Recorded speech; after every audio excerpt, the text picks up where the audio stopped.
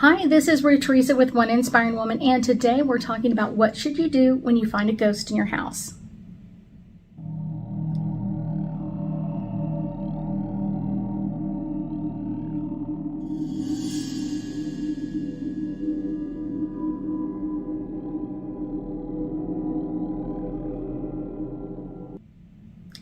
That's right. I hear from so many people, usually panic-stricken, and they will call me and be like, oh my gosh, there's a ghost in my house.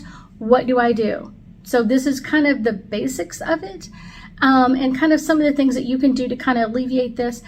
But I will tell you, most of it comes in from your energy itself. So we're going to talk about all of that. The first one is, are all ghosts bad?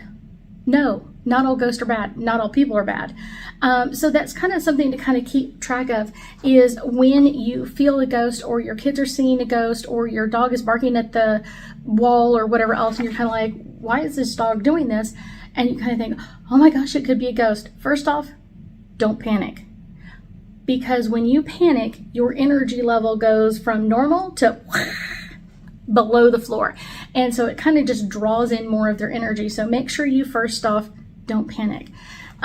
What I often tell people to do is kind of take an inventory of when you sense the ghost, or when the animal's reacting to the ghost, or when your dog is, or your cat is. Kind of take a few moments and kind of like, what does it feel? What are you feeling with that ghost? If you have a kid who's seen a ghost, ask them. Is the ghost giving you a name? Is it a family member? Are they related to us? Do they have a message? So kind of like the basic information. You don't have to get the information from them, but kind of like, are they related to us? Do they have a message? And then you can go and say, okay, I need to make an appointment with a psychic and get that information and download it, and then let them know that they're not wanted at the house, and that's okay. So that's one of the best things to kind of do, but it doesn't really solve everything. And sometimes when a ghost has been through some tragic stuff in their life, when they come over on the other side, their energy can feel a little icky. And usually it's not bad icky. I had a ghost several months ago, and my client was just terrified of this ghost in her house. And so I kind of really started talking to her about it, and talking to the ghost, and kind of getting information. And the ghost was a cousin of hers that had been through a lot of trauma in her life. Her cousin had been molested and been hurt, and then got into drugs for a period of time, and then tried to kind of get her life back together, and died tragically in an accident. And so she was really trying to kind of like get some messages back through, but every time she did, she goes, all I can feel is this really heavy energy. Well, her cousin had a not good life. Of course she's going to have some heavy energy. Of course she's going to have some issues in her energy. But you really have to kind of go to the heart of them, and who are they, and why are they coming through with the information? What is it that you really require hearing from them? So that's kind of the basics of it. And then you do have ghosts that are really, really bad. They were bad in life, they're bad in death, and they just have a really bad energy. But I will tell you, a lot of times you professionally have to have your house cleansed. You need to have a psychic come in and kind of cleanse out the house, so you can kind of start brand new, fresh, and easy going with that energy. So that's kind of one of the best ways are. And a lot of times, really, when people feel ghosts in their house, a lot of times they kind of put them in two categories. Either they're kind of like Casper the Friendly Ghost, or they're the poltergeist trying to kill them. And I was like, most of them are kind of like really in the middle of that. Sometimes they are friendly. Sometimes they're family members that have passed that are coming through, or friends that have passed that are coming through with messages.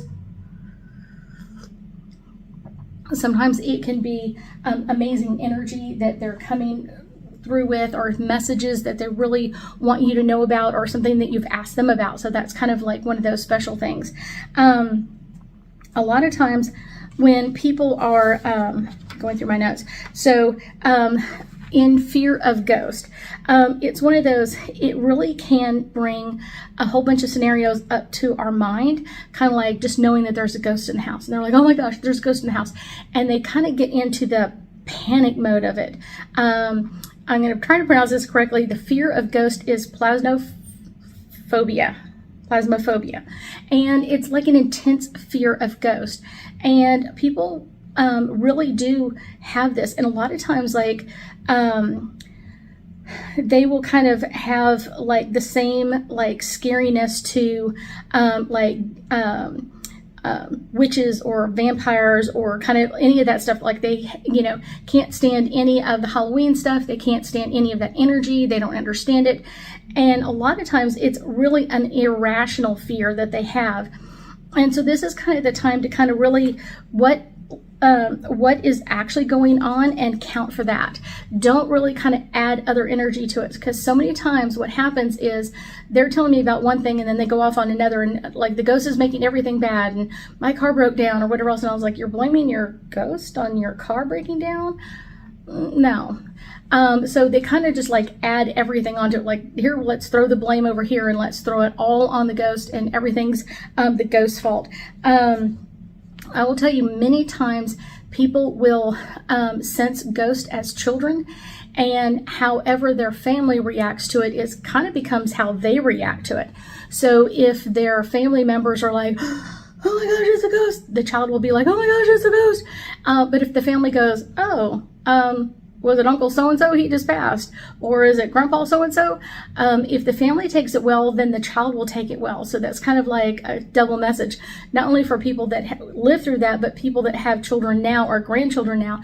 Are you kind of taking it easy? Are you letting them know it's okay to communicate with ghosts? Let's just make sure it's a friendly ghost or a family member ghost, so we can do that. But I will tell you, one of the things that happens a lot is that people really fear ghosts. And like I said, that really just takes your energy from normal level to like really, really low. And sometimes that can really worsen the problem. So kind of like, instead of making it better, they're making it all worse. They're just like making it so much worse than what they would be going through without it. So it's kind of one of the things is kind of like, how did you kind of get that information? How did you come through with this information?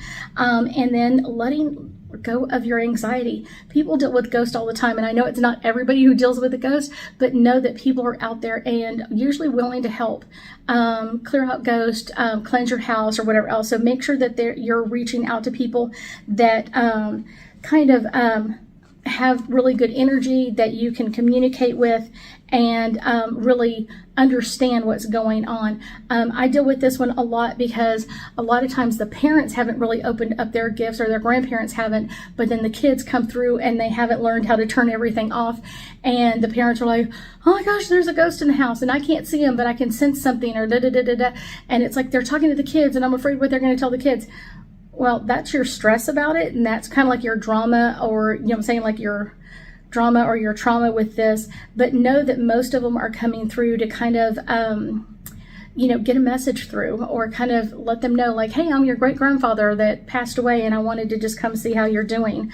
Kind of the effects of dealing with a ghost can kind of, like, whatever you think it is, you're going to be getting that energy. So if you think dealing with a ghost is horrible, that's what you're going to get, is more horrible energy ghost. Because like I said, once your energy is lower, all of them are just going to come in with waves of energy. Every time you go out, you're going to be picking up more and more energy. So make sure that you're doing things to cleanse your energy, but also make sure that you're talking to a professional to come in and cleanse out the house.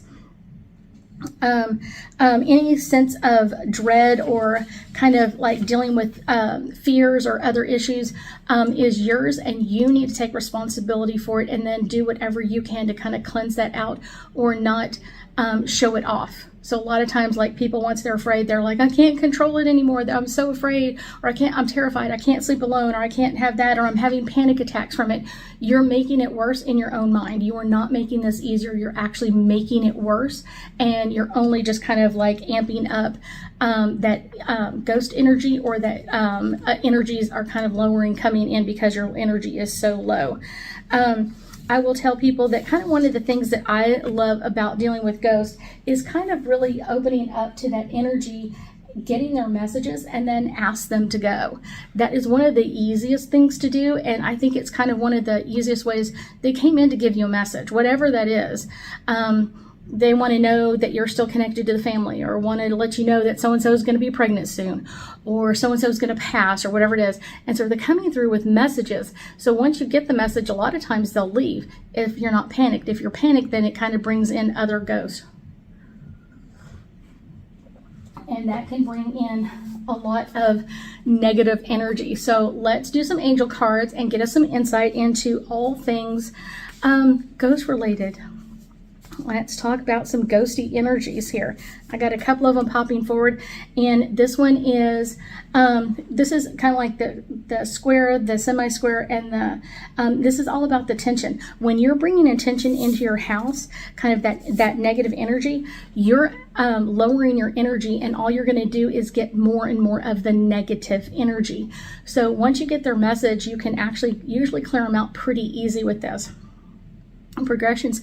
This is all about the journey. They came to give you a message about your journey forward. Like I said, sometimes it could be so-and-so is pregnant, so-and-so is going to pass, things that they would want you to know ahead of time. Like, hey, I want you to let you know that your brother you haven't talked to in like 50 years is about to pass. So then you can make a new choice.